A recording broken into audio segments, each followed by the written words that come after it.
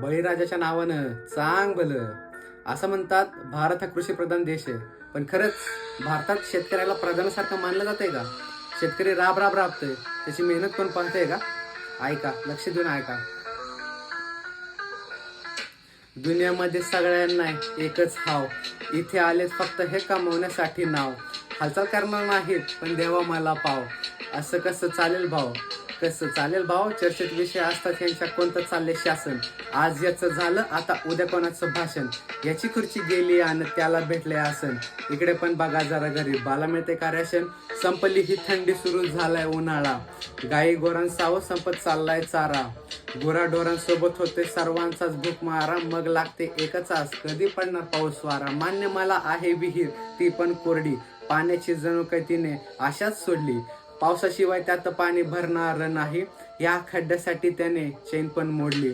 तरी असून एवढं ऊन जात नाही थोकच ऊन. कसं चालेल त्याला बसून, थोडं घेतो तो लढून. सूर्य डोक्यावर असला तरी करतो तो नांगरणी. त्याच्याशिवाय सांगा शेतात कसं पिकल पीक पाणी. एकदा इकडे टाका नजर, दिसतील फक्त ढेकळं.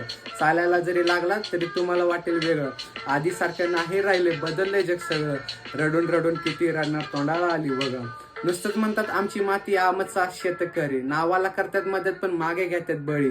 शेतकरी म्हणजे बापू शिंदे होता एकेकाळी. एकत्र येऊन आता आवाज उठवायची वेळ आली.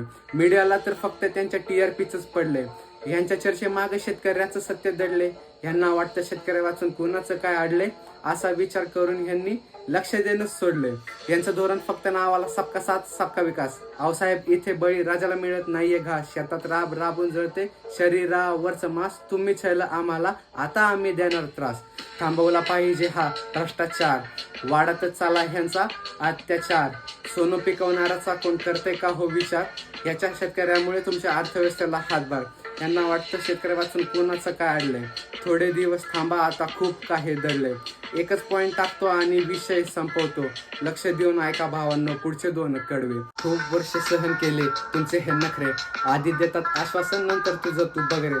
हात नको जोडू, आता हात तो उचल रे. जो वाटेत येईल त्याला नडरे फाडरे चिरड रे.